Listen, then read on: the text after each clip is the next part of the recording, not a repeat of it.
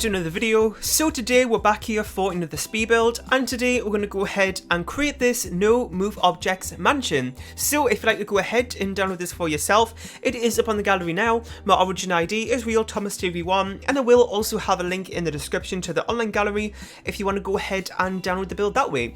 But on the gallery, this build is actually called a family mansion, similar to yesterday's video where it was a Real The Sims build challenge. I didn't really want to call that title on the gallery, just to kind of have it more relevant to the build and kind of what the style is and stuff. So what I did with that one yesterday, I actually called it a craftsman bungalow. So I'm doing like a similar thing today where this is actually kind of like a challenge, but on the gallery I'm actually calling it like family mansion, which I think is a, you know, a slightly more better name, I guess, for people looking at it on the gallery. Anyway, so this build has 7 bedrooms and 7 bathrooms, and I built it on a 40 by 40 lot in Brilliant Bay. Now I don't know if you would say a 40 by 40 lot is a mansion, but as I've mentioned a few times when I do mansions on smaller lots, I say that it could be like a 30 by 20, but it has like 8 bedrooms. So would you class it as a mansion? Because I know some people go by bedroom size and some people go by lot size. So I kind of do both. So this one, it is a slightly smaller mansion, but it does still have a lot of bedrooms and bathrooms. So like I said, there are 7 of those each. And for the packs today, I really didn't use too many of them. So for the expansions, I used Get Famous, Seasons, Cats and Dogs, City Living, and Get Together. And then for the game packs, I just used Parenthood.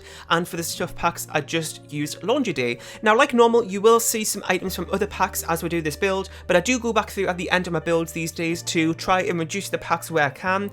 So I did actually have a space for a hot tub, but I looked at the end and that was really the only item that I used from Perfect Patio stuff. So I just decided to remove that item, and I replaced it for like a climbing frame thing from base game. Now there is a swing set there, so there is stuff for the kids to do. So if you do have that pack and you want to put a hot tub back in, then you can just replace the climbing frame for the hot tub, as that's what it was going to be originally.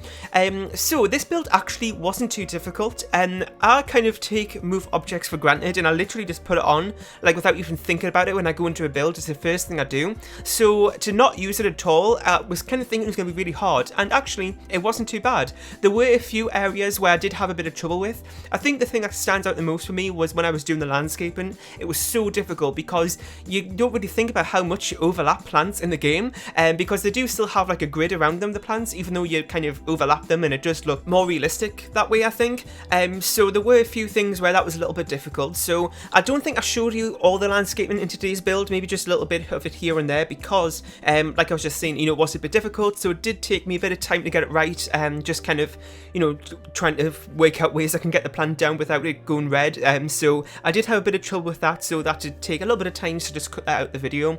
I did actually cut this video down quite a bit. The build in total actually took me probably around an hour and a half, which is kind of like an alright amount of time. Well, I mean, it is still definitely quick, but it is a smaller build today, so I was expecting it to take a little bit of a short amount of time. But since I had so many issues of trying to make things work that I would work anyway, with move objects on, it was a little bit difficult to do that. So that's why it did take me so much longer. So I did cut out more than I would usually do, just so you're not bored of me, you know, going around the same items trying to find a way to place it. So that's what I did with that. And I didn't mention today as well, but the price of this build came in at 269,081 simoleons, and like I said, it is up in the gallery as well, as I mentioned before.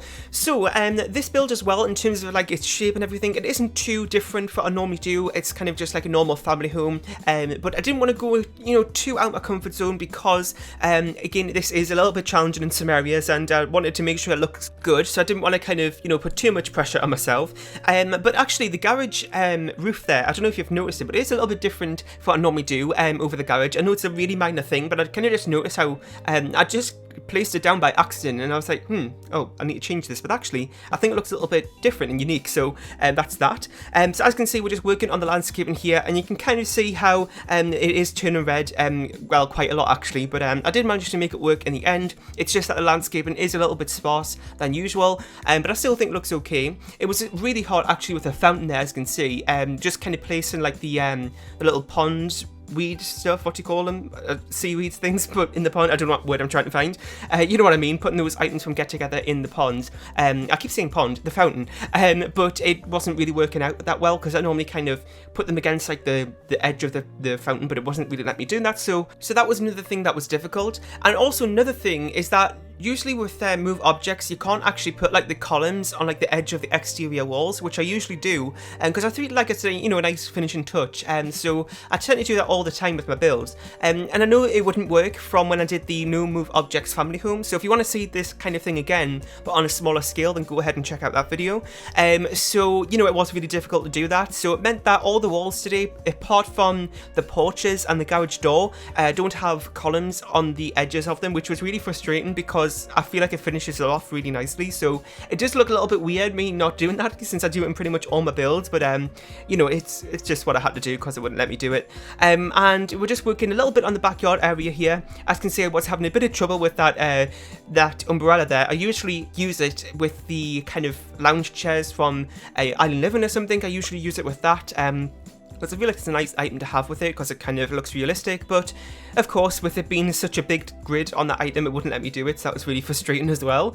So now we're working on the interior. We're just starting off in the kitchen here. It is a really big kitchen actually, and lots of island counter seats there, and it also is kind of like the dining room within this room as well, so there's a really big dining table there as well.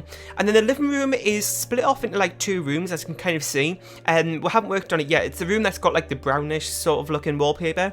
Well, that was actually going to be 1 room originally, and I was thinking I might, you know, split it off a little bit because it was quite a big room. So there's one section which has like a fireplace and a TV in it and some more kind of comfy couches and stuff, and there's also the other side of it which you go through the archway, and it's a little bit more of like a party setting. There's like a big bar area in there and some more seating.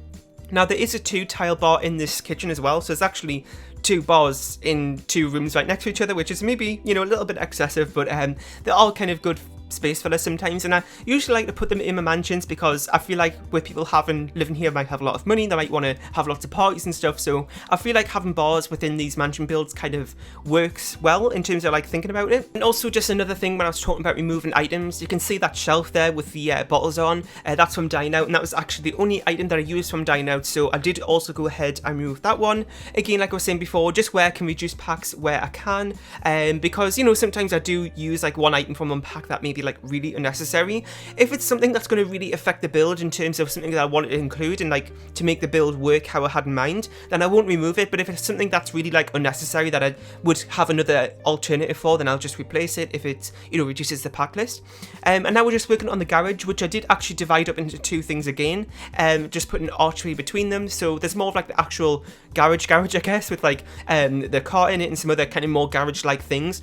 And then, as I usually do, I usually put, you know, gym equipment items in the garage as well, but since that area was quite big, I split it off and did like a walkway through into like an actual more gym setting type of thing as well. And then there is also a basement in today's build as well, so down there is 2 bedrooms. One of them is a kid's room, and we'll also have another bathroom down there as well as the laundry room. I don't always put laundry in my builds, and sometimes if it's a smaller home I'll just put it into one of the bathrooms, like the laundry equipment, but today, since we did have the space for it, I went ahead and did that. So if you don't want to play with laundry, since that room is in the basement, the kind of floor plan doesn't really matter as much. You could easily just delete that room and it'll be fine, so if you want to do that. And also, you know, speaking of the basement, like I mentioned a lot when I do basements, it's a great way to expand on the house, even though this, you know, house is pretty much big enough. If there's like a cinema room or something else you want to add in, then there's definitely more than enough room to do it down there. And again, because it's a basement, it's so easy to expand on it, and you don't have to worry about what it looks like from like the outside of the build or anything,